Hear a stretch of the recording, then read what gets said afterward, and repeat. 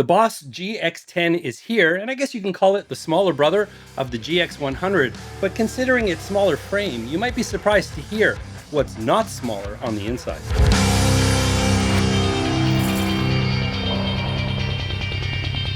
Hey there, I'm Dan, the self-proclaimed Lonely Rocker. Thank you so much for joining me today. So super excited, I've got the brand new Boss GX10. This is a squeezed down version of the Boss GX100, but it's got some pretty amazing features inside. We're going to dive into that. Now, first off, I do want to thank Boss for sending this over early so I can provide this first look for you. It's not a sponsored video, but they did provide the GX10.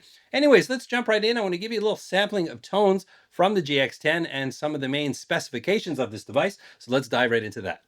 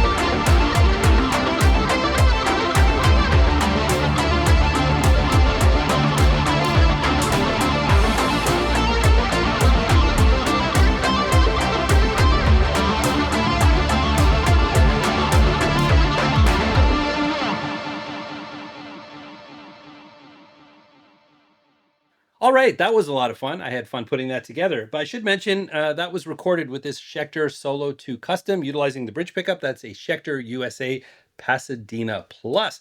Now, two things that really stood out to me right off the top with the GX10 is that, number one, it has the same DSP as the GX100. Yes, the same DSP, which means you can stack 15 effects or blocks inside one preset, and that includes stacking amplifiers. That's a pretty amazing feature in something as small as this. Now, I did a comparison with this with some other devices just to give you an idea of the size. Take a look at the GX10 here next to a Quad Cortex. Similar size frame, but the GX10 is a lot thinner, only top to bottom, and it is a bit lighter. Now, compared to the FM9 Turbo, it's considerably smaller, and next to a Helix, well, I think the Helix could eat this thing for breakfast, and a smaller pedal, which is Tone X, which is really just an amp pedal. It's not a multi-effects like the GX10, but just for perspective, here it is next to the Tone X pedal.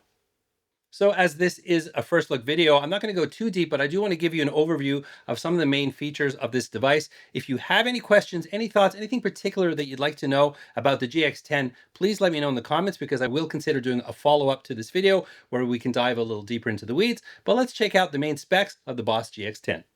The GX10 is Boss's latest amp and effects processor based on the popular GX100, but scaled down in size for even better portability. While I'm focusing on guitar for this demo, it should be noted that the GX10 is loaded with amps and presets for bass as well.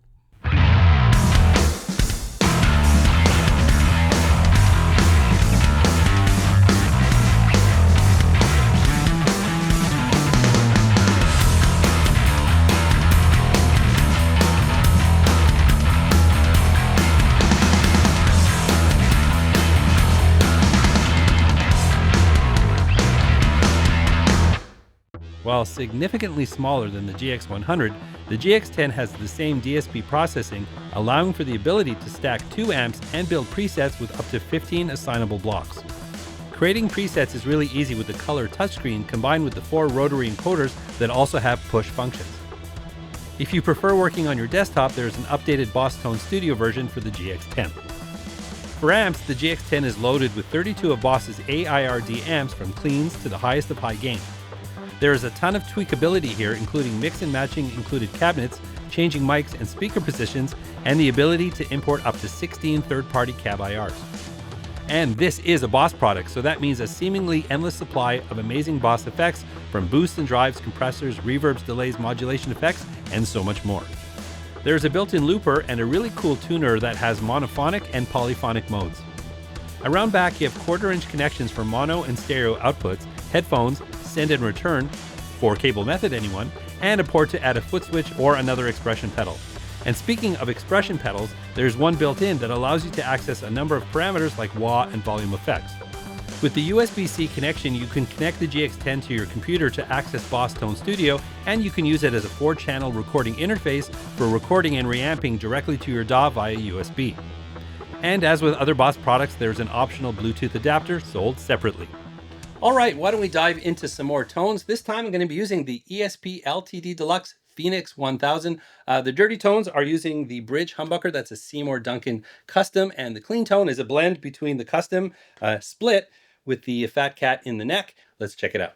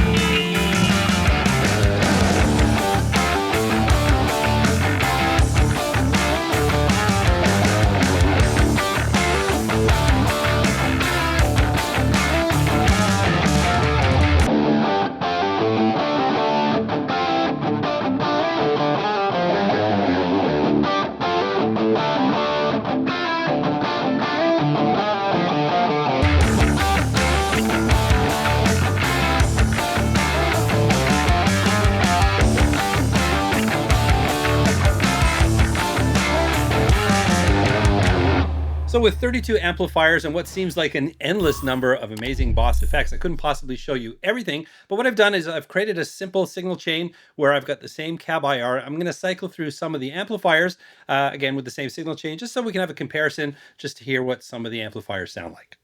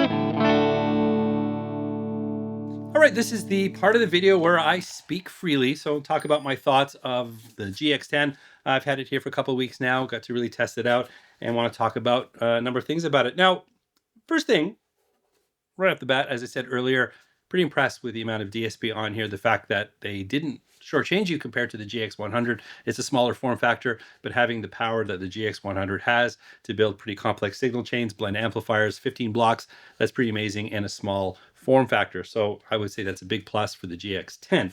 The other thing is using this as a recording interface, and I do want to mention, because I do reamp here whether I'm using modelers or real amplifiers.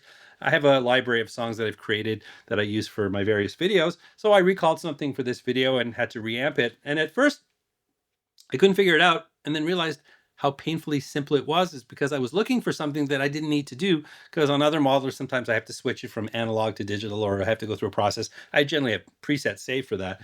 But coming in cold with this, I didn't really know, but it was so simple. All I had to do, because this is a 4-channel USB interface, is I took the DI track, so if I have a DI of my guitar in my DAW, and then set the output of that track to 3 or 3 and 4, and that automatically inputs into the device, and you set the record track to 1 and 2, and instantly it was looping my DI out of my project through this and then back in again with the tone that I chose. So stupidly simple, and I was pretty impressed once I figured that out, but I was looking for something that I didn't have to do, so that's on me. So really, really love that. Now, I want to bring back a product that I featured last year, which is really popular and still continues to be popular, and that's the Boss ME90, because I'm looking at this very differently now than I did last year, now that the GX-10 exists, because I called this sort of a entry-level modeler. This costs about $350 US, but Boss doesn't call it a modeler. They call it a guitar multi-effects or multiple effects, because this is based around the concept. This is built around a whole bunch of Boss pedal style effects, where you've got all the twisty and dials that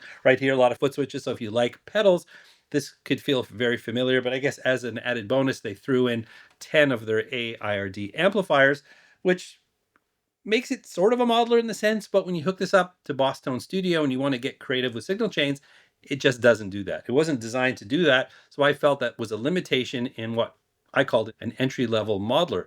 But now that the GX10 is here, which is being introduced, I believe, at $399 US, it's only $50 more than the ME90. So if you're in the market for a sub or 400 below device, you have a choice now. If you like pedals and like twisting dials and that's all you want, that's what the ME90 is for. I'm no longer calling it an entry-level modeler, because this one at $399 US is giving you a lot of bang for your buck. I've talked about the DSP, I've talked about the 15 blocks, I've talked about stacking amps. It's a very versatile device. Now, if I was to be constructively critical, and not being overly critical here, but something that I know is going to be a point of discussion for some players out there, and that's the onboard expression pedal. If you want the ultimate fly rig, you've got everything you need here, and you use wah effects, volume swells, and things like that, you've got it all in one right here. But if you're not one to use the expression pedal very much, then the argument will be, well, I wish I had more buttons, only having 3. Now, you can certainly work this if you organize yourself, but in a live situation, certainly doesn't hurt to have 4, 5, sometimes 6 buttons, and that's something that this doesn't offer. They went with the expression pedal. And an expression pedal, which if you do use it a lot, is possibly the first thing that can go wrong on this device if you travel with it, being something that, the moving parts always tend to go before anything else. And the fact that you can add an expression pedal, I think it would be a fair argument why they didn't give us more buttons and maybe leave the expression pedal off. But I think that's going to be split. You can't appeal to everyone, and I'm sure their market research dictated that an expression pedal on board is a must-have, so that's what they went with. So just something that I wanted to mention.